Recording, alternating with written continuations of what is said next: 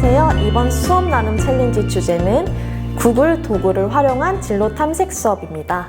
오늘은 국어와 그리고 진로 활동을 통합한 수업을 나눠주실 성남 화랑초 김은 선생님을 모셔보겠습니다. 선생님 안녕하세요. 안녕하세요. 성남 화랑초등학교 교사 김웅입니다. 네, 반갑습니다. 선생님께서는 국어와 진로 활동을 통합한 수업을 설계하셨다고 하셨는데요.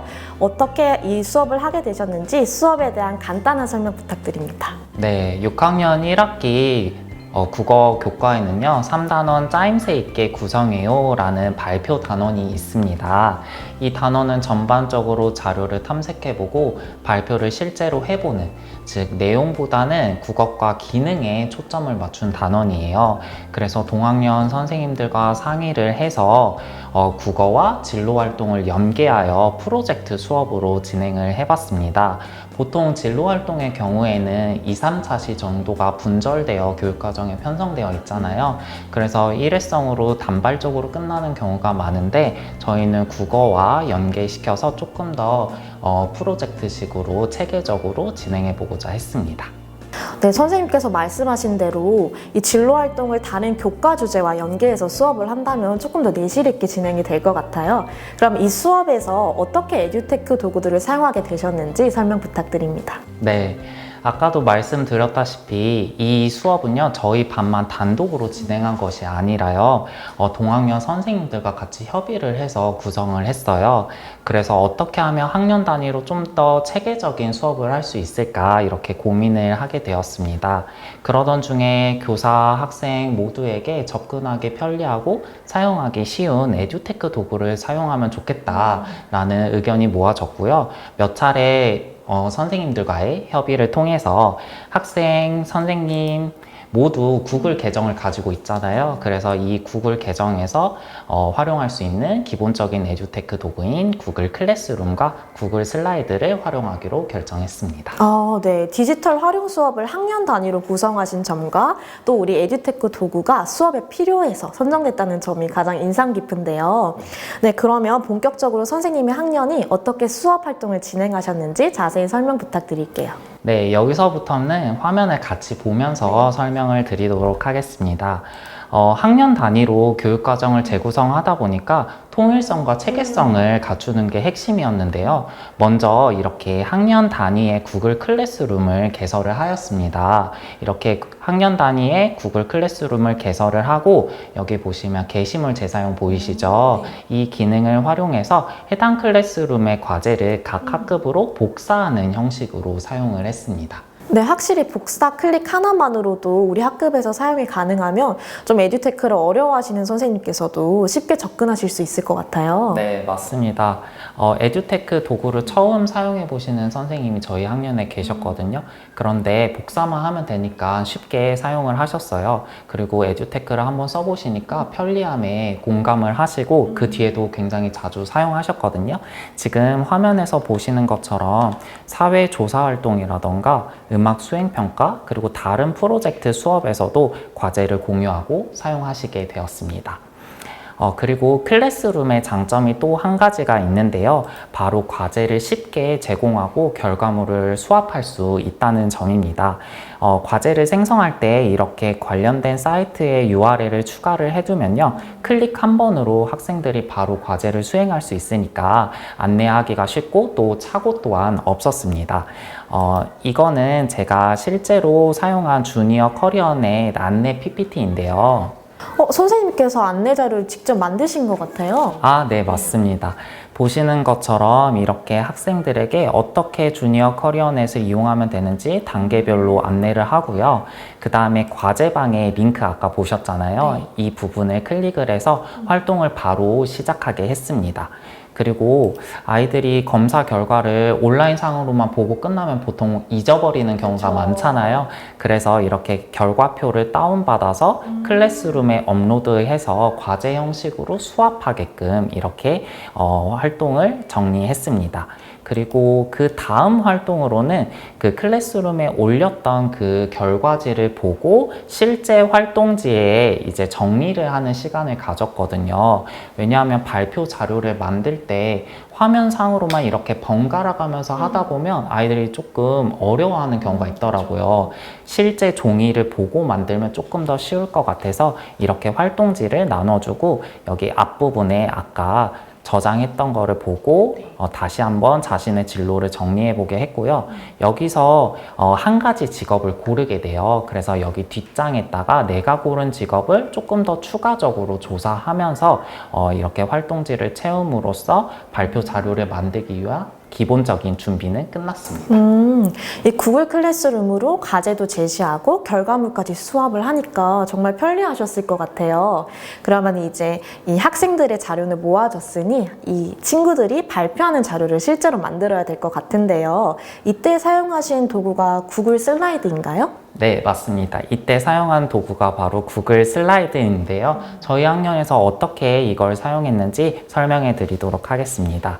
역시 활동을 제시할 때는요, 먼저 구글 클래스룸을 사용을 그대로 했습니다.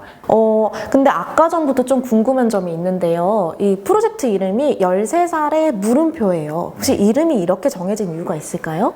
사실은 저희 학년이 이 발표 단원을 들어가기 전에 온책 읽기 활동을 국어에서 했거든요. 그때 저희가 온책 읽기 도서로 선정한 것이 이 13살의 덩크슛이라는 진로와 관련된 책이었어요. 그래서 이 책의 제목에서 이름을 따와서 국어 진로 활동 프로젝트의 이름을 13살의 물음표 이렇게 정하게 되었습니다. 와, 프로젝트를 온책 읽기라도 연계를 하셨군요. 네, 그러면 이제 아이들이 구글 슬라이드를 활용한 활동 모습도 설명 부탁드립니다. 네. 학생들에게 발표 자료를 만들라고 하기 전에 먼저 이렇게 선생님의 예시작을 아이들에게 설명을 했어요. 이거는 실제로 저희 학년 선생님께서 만드신 자료거든요. 그래서 각 슬라이드에 어떠한 내용이 들어가면 되는지 아이들에게 한번 설명을 하고요. 그 다음에 화면에서 보이는 것처럼 이렇게 구글 슬라이드 양식 링크를 아이들에게 과제로 제공을 했습니다. 저희 학년 선생님들께서 가장 좋아하셨던 기능 중에 하나가 바로 이 학생별로 사본 제공이라는 기능이거든요. 이것은 구글 슬라이드가 구글 클래스룸과 연동이 되기 때문에 별도의 수고로움 없이 학생이 이 링크를 클릭하는 것만으로도 각자 사본을 이렇게 부여받게 되고요. 선생님이 세팅해 놓은 이 양식을 수정하면서 발표 자료를 쉽게 만들 수 있게 되었습니다. 네. 그리고 또 하나의 장점은요, 자동 저장인데요. 학생들은 따로 저장을 하지 않더라도 활동 결과가 자동으로 저장이 되고 또 구글 클래스룸과 연동이 돼서 과제를 따로 업로드하지 않더라도 바로 과제 제출이 가능해집니다. 그리고 지금 보시는 것처럼 교사는 실시간으로 학생의 과제를 볼 수가 있어요. 그래서 하나하나씩 들어가면서 개별적인 피드백과 이 부분을 수정해 줄 수도 있어요. 그래서 피드백과 수정이 가능했습니다. 선생님께서 제공하신 양식으로 아이들이 과제를 만들 수 있으니까 좀 아이들도 편리했을 것 같아요. 네, 맞습니다. 그리고 선생님이 이렇게 많은 지시를 내려주지 않으셔도 아이들이 잘 따라왔을 것 같은데요. 그럼 우리 학생들이 만든 결과물을 한번 볼 수 있을까요? 네, 그러면 대표적으로 학생 예시작 2개를 보여드리도록 하겠습니다. 이 친구는요, 화이트 해커라는 직업을 택했어요. 그래서 이렇게 자신의 진로에 대해서 발표 자료를 만들었고요. 두 번째 친구는 내과 의사를 꿈꾸는 친구였는데 이런 식으로 깔끔하게 자료를 만들었습니다. 보시는 것처럼 학생들이 굉장히 적절한 이미지를 삽입을 했잖아요. 이거는 구글 슬라이드만의 기능인 이미지 검색 기능을 활용을 한 거거든요. 이게 어떤 점이 좋냐면 다른 사이트에 별도로 가지 않더라도 그냥 이 구글 슬라이드 내에 적당한 검색어를 넣으면 활용하기 좋은 이미지가 뜨게 되고 이거를 삽입을 할 수가 있어요. 그래서 내 발표 자료에 어울리는 이미지를 삽입할 수 있다는 점이 가장 좋았습니다. 생각보다 이 활동을 하면서 아이들이 발표 자료 만들기에 적극적으로 참여하고 또 즐거워했거든요. 그리고 실제로 제가 학생들에게 받았던 코멘트 중에 하나는 진로에 대해서 막연히 생각하는 점이 있었는데 이번 활동을 하면서 조금 더 구체적으로 생각해 볼 수 있어서 좋았다라는 그런 의견도 있었습니다. 사실 이렇게 발표 자료를 만드는 것에서 끝나는 게 아니라요. 학부모 공개 수업 때 부모님 앞에서 발표를 하는 것까지 진행을 했었습니다. 그래서 이런 식으로 발표 대본을 한번 써보면서 다시 한번 자신의 발표 자료를 정리해 보도록 했고요. 이제 공개 수업 때 자신의 평가, 내 발표 자료의 평가, 그리고 친구들의 발표 자료를 평가해보는 이 간단한 활동지를 나눠주면서 학생들이 스스로의 성찰과 평가까지 한번 같이 해볼 수 있도록 이렇게 수업을 구상해 봤습니다.